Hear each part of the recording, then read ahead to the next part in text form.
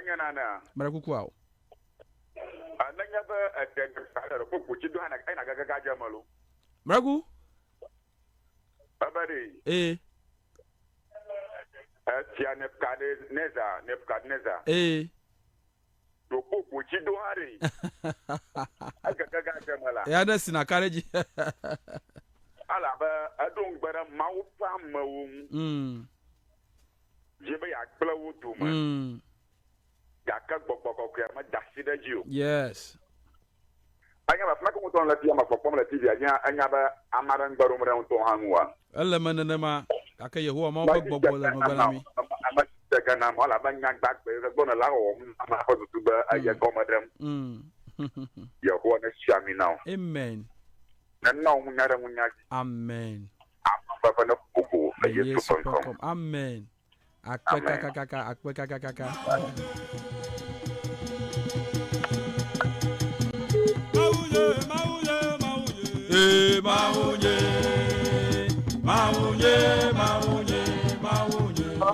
Gamasu. Hello.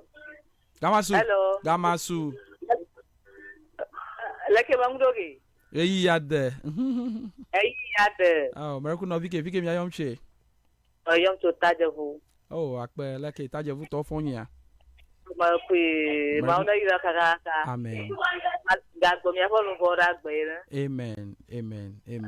Akpekaka. Akpekaka ma dogbo na tajevu to sia. Okanda ukoso. Akpekaka. Doña me plele pasa. Doña me plele pasa lo. Doña me plele pasa. Gamasu. Hello? Gamasu. Ayi yada. Maraku no vike mi ayomche. Maraku ma yom chong ko yin gospel ko vike abawi. Ko vike leke nyake la shona mi. Gospel ko vike abawi. Yo Maraku nyake la shona mi. Akpa wana ga blow from yin na mi.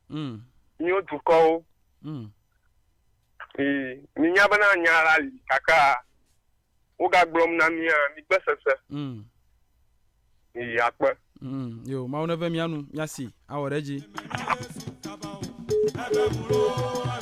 Ebe mulo ayo. Menya Yesu Gabasu. Hello. Gamasu. Ayi yada. Maraku no vike mi ayomche. Amara kun ko yin prosper ma kun to sokore gbagbe. Mada akpe Maraku nyake la shona mi. Awo wele doji kaka ma wona yira. Nya da akpe na ma o. Awela nyanyi mle sanya la gbogbo ma planchela katama. Amen. Lekena la nko purana ma ko nyetama ko ibele fuma ona yira kaka. Nya da akpe na ma o.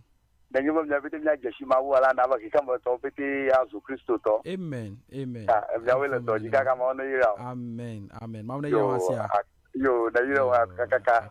Yo. Ya ba.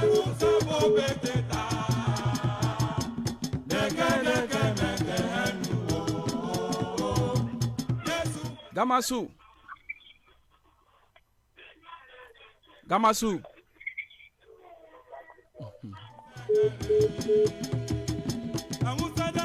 Brakuku na yo na didi o radio alo na tera TV agbo nya senko nwe.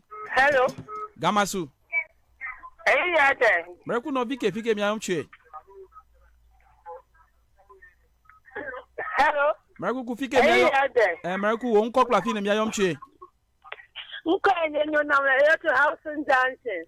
Oh, sister nyo leke afona ma.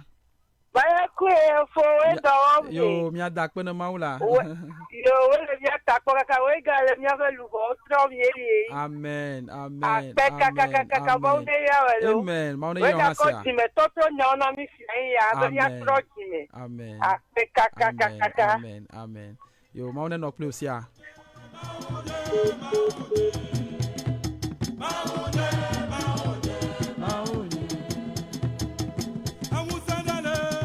Gamasu. Ayi ade. Maraku no vike fike mi ayomche. Maraku to jagbo fe. Oyo be no gin. Oh, okay. Maraku nyake la shiona mi. Maraku beta pere tu ko be ke ta ko dawi. Ko bi la diwe da do bodare bi ata. Amen. Obo bi afa bawo ebe u bala yo. ga bo bawo ade ke pere yi de wo bi di ta pu da do ka gilo amen ave menana masia ave menana ma una yi afsia eya de so place so do la woku mebe mele ja ata no tere ko bi akedi Gamasu Hello. Gamasu Iyade. Marku no na bobo radio arema namsia Alo TV boy na la na bobo irema sia nya ponu sia Mami ti hahu. akpe Marku ku won kokla fi na mi ayom che Yamba ekins macho mafitina. Masa du aman komyo Mafitina.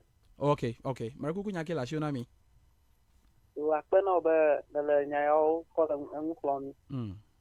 Nyao ton gbe fi o de nya no so sem le ti fi ya ma nya le va gbo nya ma yo ma wo ike klike e mi no ma dado ma grashi ya ira ko to ao nyao me vie ba gbelu o be na di po nu nyao gba ya ko anyi gbaji to kata ko akpere enu ta ayiku no be na le nyao kata den fiani so ti ko visito le nya ke ma to le nya ko jima amen nya ko afa to la ji akpe amen ma una you sia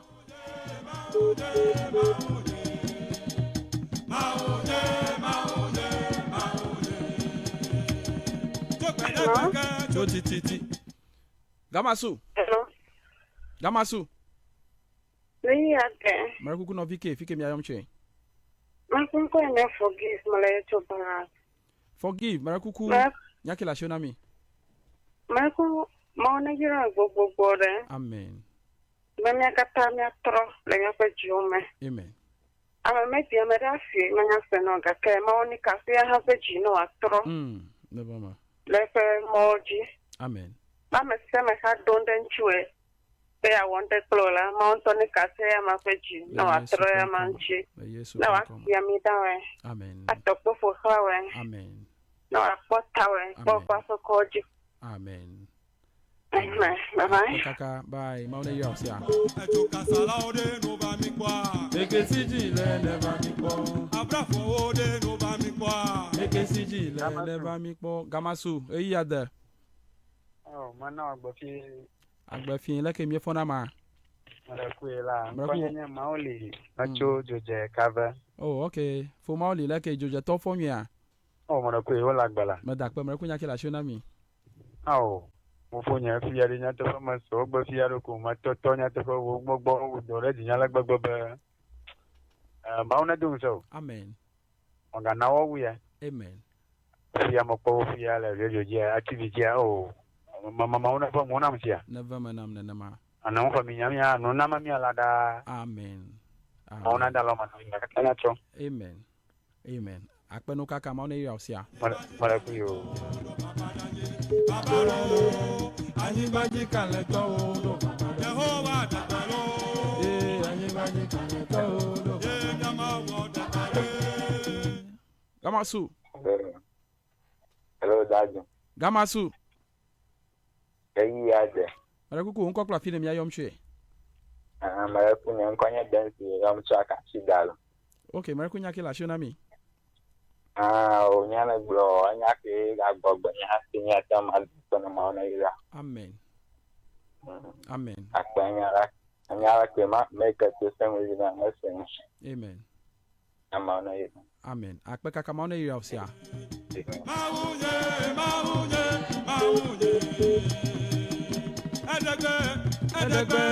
Edegbe. Gamasu. Iyade. Marakuku unko kla fi na mi ayom che. Kale to do baba ganye. Gamasu, marakuku bobo radio are malo na jo TV agbo marakuku. Bom blind nam. Hello. Marakuku jo TV agbo alo radio agbo bobo ire ma. Maraku yo akpe. Unko kla fi na mi ayom che. Hello. Unko kla fi na mi ayom che. Mala ya to gbe egbe. Oh, okay. Marakuku jake la shona mi. Maraku Tobinari. Hello. Hello, marakuku mi enkosem. Yeah. Maraku program awomunela. Edo aji jona mi alegbegbe mi agbi fegbe tokata bilo mi agbo alegbegbe. Amen. Amen. Bilo mu se domo to bedo dorame. Amen. Ma oni frenu. Amen. Ai sia ni mi la fuma ha mi no bedora de mi ota nye konfenye amenyi won mi tu ma oni fe mi ano ma oni don se mi ela bana isia ko mi afe mo ele mi aji. Medakpe. 7 ma oni don se mi. Ma oni yira mi kakaka. Ate. Amen. Akpe kaka bye. Mawuje.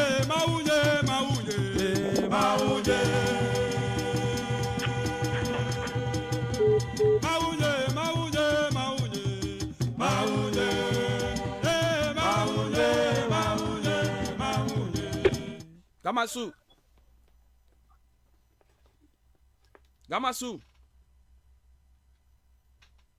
Yaka. Marakuku won kokla fi na mi ayomche. Uponye nya tupi badrive to nyako. Marakuku nyake la shiona mi. Anya ela tiena ni kwenya. Anya ela tiena ni kwenya ba. Ami onu ona o agbegbo memi. Amen. Nyama yonya dono la bagi anenye ni akwa kijama. Vieto na nya fofo mare ta kwa ma nyero nyo baregbe oji. Amen. Ita na dogbere nyata. Amen. Bana nyo yi momle a o hanya no jido popo ma ha shi azo yi wala ko. Amen. Amen. Amen. Amen. Dada mi senya o katansia. Yehowa maunto emianu vege. Ye gbeigbe waje ye nton wa yomi ha. Makwesebe ayomi redokigbo. Nyakpo akofafa sia. Amen. Mi ejoge fie hareko mi ejoge nyagbo hareko sia. Akpe kaka. Maune yami maune don semi sia.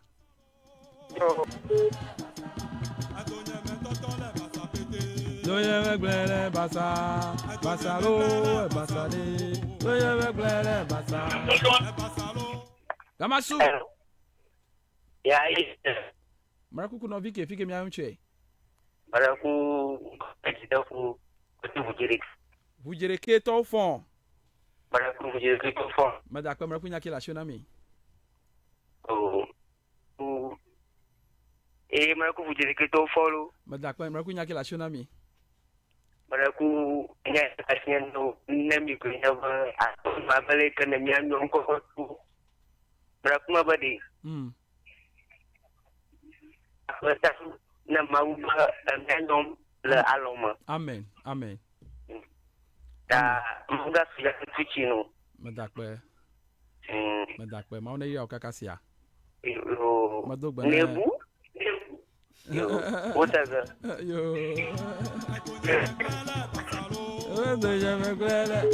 Yo, Marakuku. Amareka pe ko magata hofia ko. Emi segbe torafia. Ta amei. Aklama lwa. Yiku atangela hofia. Gamasu. Ya de. Marakuku no fike mi ayomchi o nya momleto. Marakuku eta pasa ma yato ka de bagle. Oh, okay, so ka de bagle to fonya. Opo kamlo. Marakuku nya kila shona mi. Ebedi. O do na je munye baba ma belo. Nya dakpe na ma. Enya katanya no ma umelera. Anyunto. Nya dakpe na ma. Ko sagbe ko amia toro rera. Aga tu. Ko sagbe ma o je ko gbe aga tu aga ida agbero. E ko bu wada sire ma o megbe to ko da nai. Ma belo da o do na na je munye baba. Ma uneve onu e o nya sem ko watro de hu. Nya kata mi acho ma pon ti ko kwekla bubu anesia. Amen. Akpe kaka ma une yawlo. Aneya. Yo, akpe kaka. Yo, Marakuku. Agbeto. Esere afia. Madakpe na mi. Le ashinu kwakwa imienam. Be ma anokpa klimi. Agbe kura ha toma. To bobo uncho kura yo va yi o mo fe yo kata va yi ya. Re yi o mo dem ya ya mo dem ya ji mieten no emoji klimi yo ha. Egba ya ma uremo. Nye edogo klem ya no akpe na mi maune ya mi maune do unsemi madogbara ma shama ke biegbe dodorare madogbara ma shama ta ma bia ba yeho ma unto pe gbogbo ne do ma shama gbo ama shama fa ta ma susu plefe jimajiji na va mane la Yesu Kristo pen koma amen kama choshi ni kwakwa ya akpedam ne mia dada makafui biero ame ikenye edotato ne perfect fit to onye nutola oto unchukle nyonu open mo kata yenya mare ide magbanami epla data nami tafla chi miecho roya me Facebook plan of yo kata maune yaw maune tuchi now fisha fi ne kwela na kwero tefe na make agbola bubu na amshama ifuba ya support nya program ya nya cho regbe pa ma ofa ganyenye akaka ma ofa nya de hika ma jogyo katanji agbola bubu na ebe ya wona na wo magachijio finally ya nchokura igbona agba ma number dagare ya ma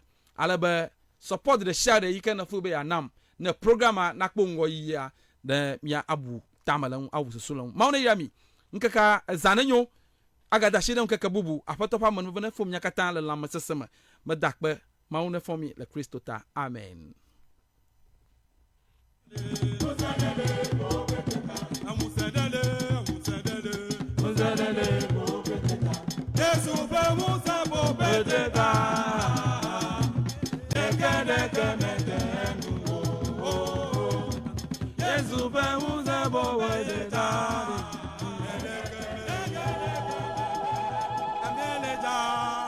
Man.